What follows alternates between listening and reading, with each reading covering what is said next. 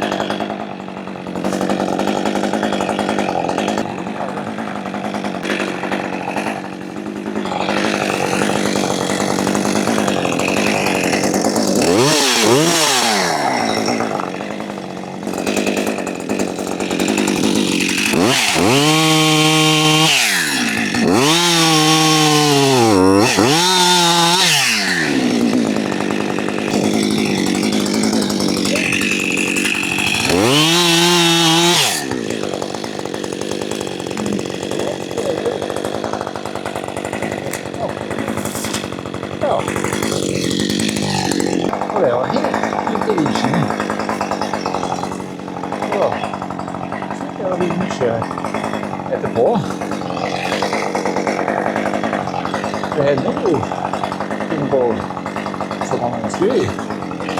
Det var en sånn dag.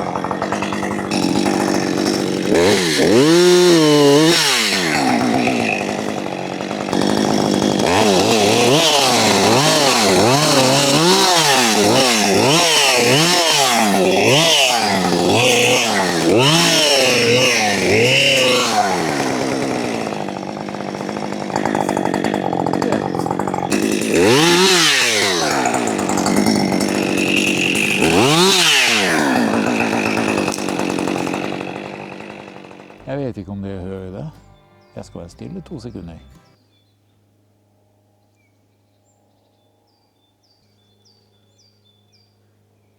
I tillegg til fuglene, kanskje dere hører fly. Hadde Linda vært hjemme nå, ja, da hadde hun blitt forferdelig imponert over denne maskinen som flyr der oppe. Hvis dere var med oss i sommer og så noen av videoene, så kan dere se hvor fascinert hun er av flymaskiner. Så det ligger i videoer om det, ikke om fly, men hvor flymaskinene fløy over oss stadig vekk. Så kan dere se hvor fascinert hun er av det. Og hun som aldri har flydd en gang.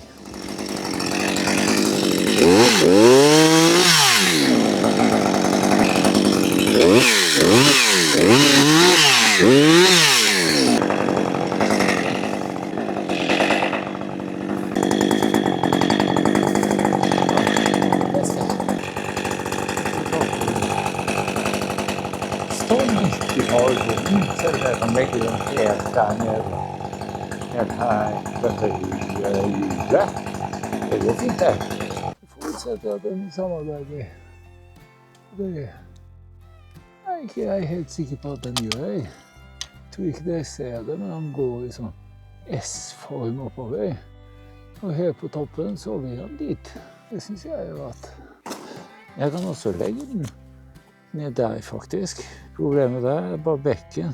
Det er så dumt at den havner ned der, fordi nå er det blitt hull i isen der. For det er tiden for det. Da kan jeg ikke gå ned der. Det er min feil at januar var så kald at jeg ikke fikk gjort noen ting. Det tar jeg ansvar for. Taktorene. Den står jo der, og så kan jeg legge tre der. For den her, den går i en sånn triumfbue som han Donald har lyst å bygge i utlandet, så jeg husker ikke hvilket utland, men det var nå et utland. Og triumfbuer kan man jo aldri få nok av. Her på Lindalandet lurer vi da på om vi skal ta den ned. Det er helt sikkert at vi skal ta den ned, men vi må ha vekk det som står her borte først. For ellers så vil den bare legge seg oppå, for det er ikke noe fallkraft i den. Så den vil bare stoppe den vesle bjørka der, eller grana der inne. Så det har ingenting for seg. For da blir den akkurat like mye i veien, til og med kanskje litt mer. Men nå har jeg ikke tid til å stå her og snakke, jeg må ta ned ved her. Så da gjør vi det. Da står traktoren der. Den er brent, det ser ut som på film. Og så skal vi legge tre der. Der legger jeg det. Håper det går bra. At jeg ikke får tre over det. Det blir vondt.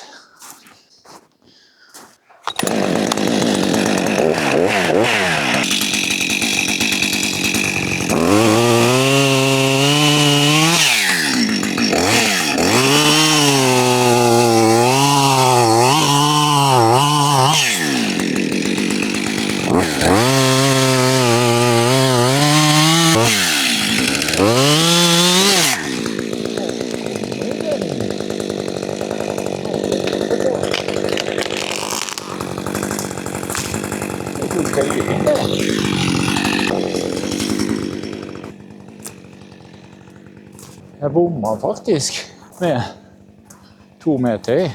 Og det får vi sette på kontoen for uerfarenhet. Det synes jeg var trist.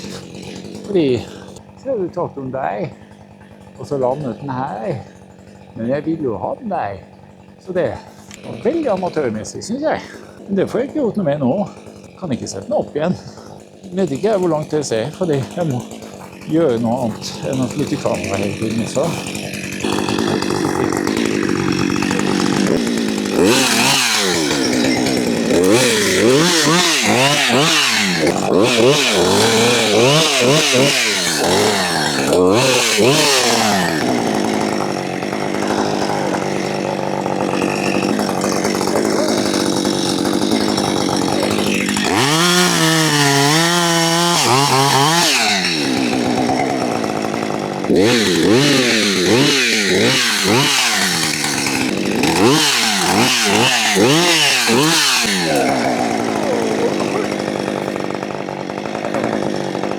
Der var det hull.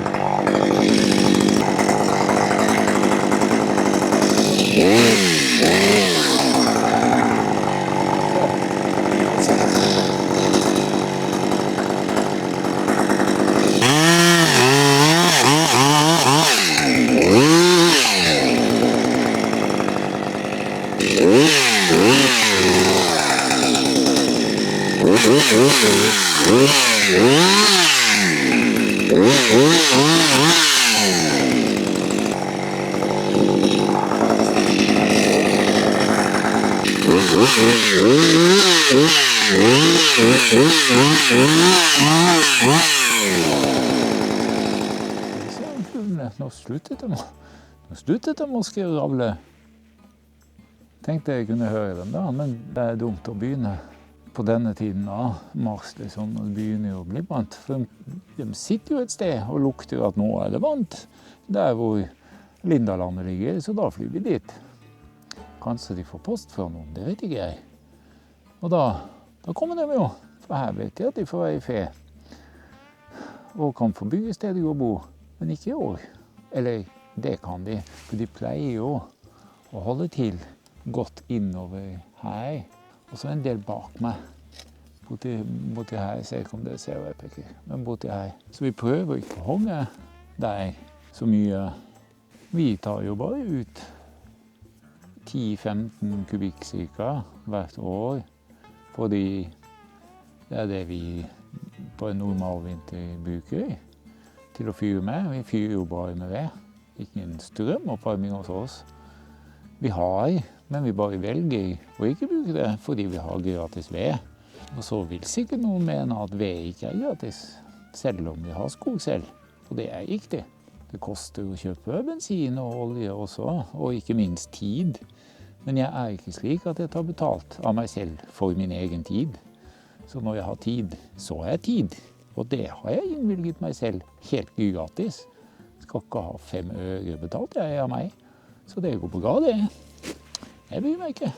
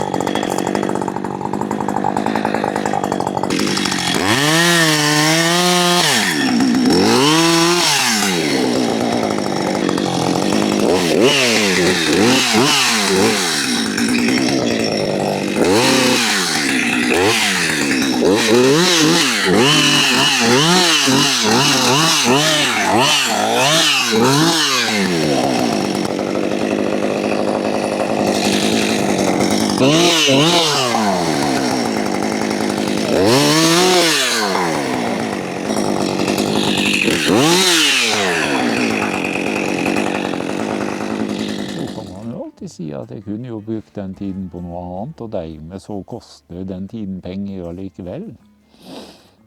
Nei, jeg gjør ikke det. Fordi hvis jeg ikke hadde brukt tiden på å hogge ved, så hadde jeg brukt tiden på noe annet jeg heller ikke fikk betalt for av meg selv. Så dermed gir det ingen mening for meg å si at tid er penger. Det er ikke det. Ikke på Lindalandet. Neida, så jeg tar ikke betalt av meg for min tid i hvert fall.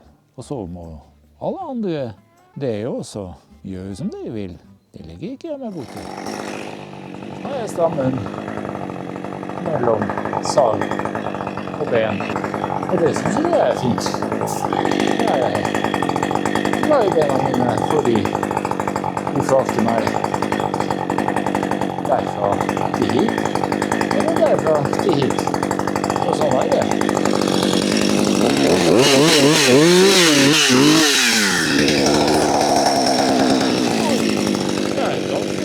Det er full igjen.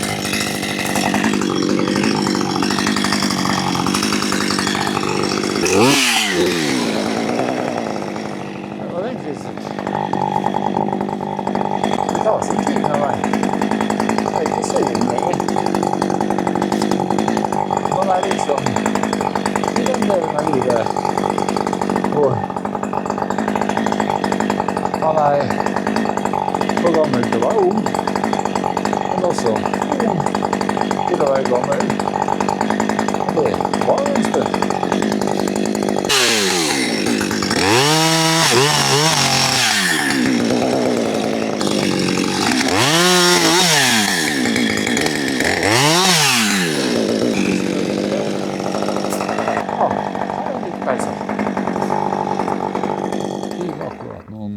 Forbi der. Jeg hadde jo klart å skru av kamera, for de sparer litt strøm da.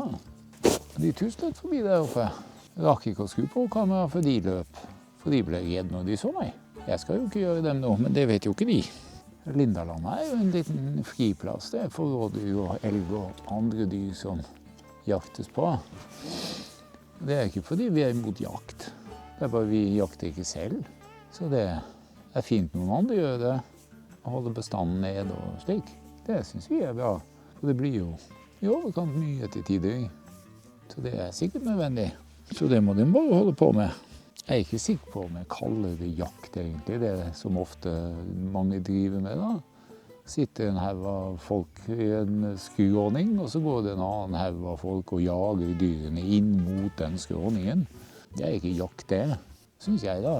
Synes ikke jakt det når du prøver i min verden da. Som er ganske enkelt, det vil jeg innrømme med en gang. Men i min verden så er jo jakt at du prøver å overliste dyret. Prøver å lese hvor det er, hvor de går, hvor de spiser. Og så, når du da finner dem, ja da tenker jeg du har vunnet og kan ta ut den skyggotten. Men som sagt, jeg er jo ikke jeger, så jeg vet jo ikke, jeg bare tenker det i min enkle verden.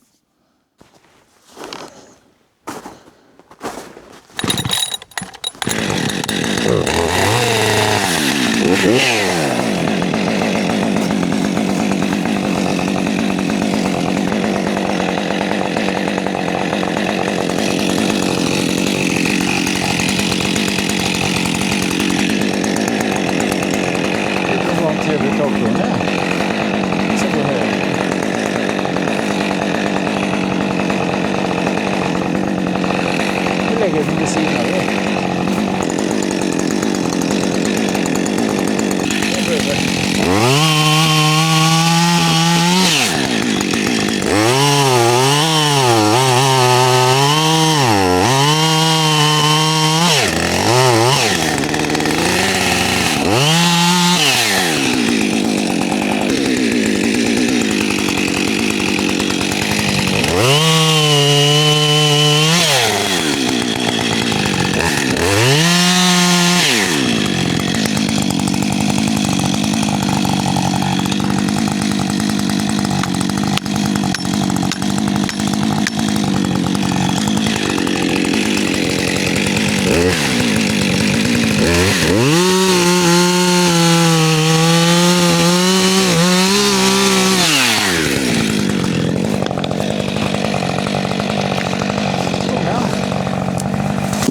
Det er perfekt det.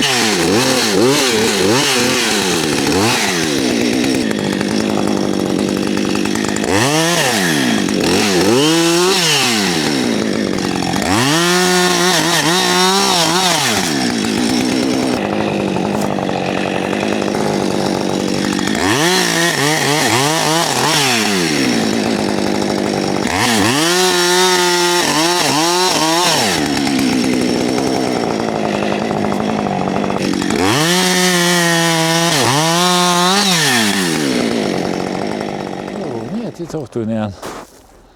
Eller bort, eller hva du vil. Nå skal vi dra inn de sokkene vi har. La ned i dag. Vi ser ut om vi får... Oi! Får de med oss. Landa der. Traktoren der. Den andre landa der. Og den tredje landet der. Akkurat som planlagt det. Sånn går det hver gang. Kan ikke gjøre noe for. Er du klar i dag?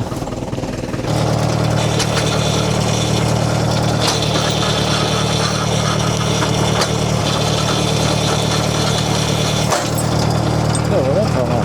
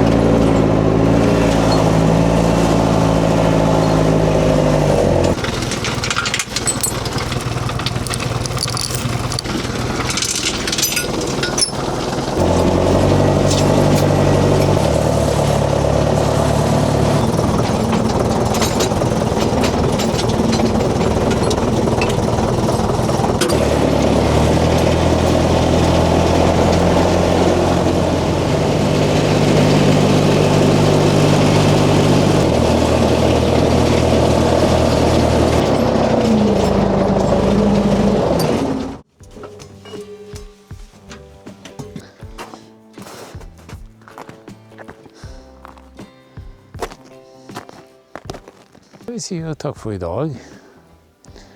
Takk for at du så på. Og hvis dere liker det dere ser, så gjør som Linda sier her. Jeg blir alltid glad for en tommel opp. Og abonner gjerne på kanalen hvis dere ikke gjør det fra før. Og til dere som abonnerer, takk for det. Det setter vi pris på. Men da får vi bare si ha det. Vi ses i neste video, håper jeg. Det hadde vært hyggelig. Jeg tenkte å informere litt om hvordan videoene kan bli litt fremover, for det kan virke litt rotete, fordi snøen har jo gått slik at dere ser en hogstvideo med masse snø, eller litt slik som Jens Stoltenberg alltid pleier å gjøre når han snakker. Det kan jeg gjøre, så virker det sikkert litt gyddigere for dere. Jeg kan ikke snakke i Jens Stoltenbergs stemme, så jeg har bare min egen, jeg. Men det er nå i hvert fall slik at på den ene siden så kan det komme videoer med snø på bakken og fra hogsten vi hadde. Mens på den andre siden, ja, der kan det komme videoer fra nå etter at snøen har gått på båtpatten. Og her i midten, nei, her er det ingenting.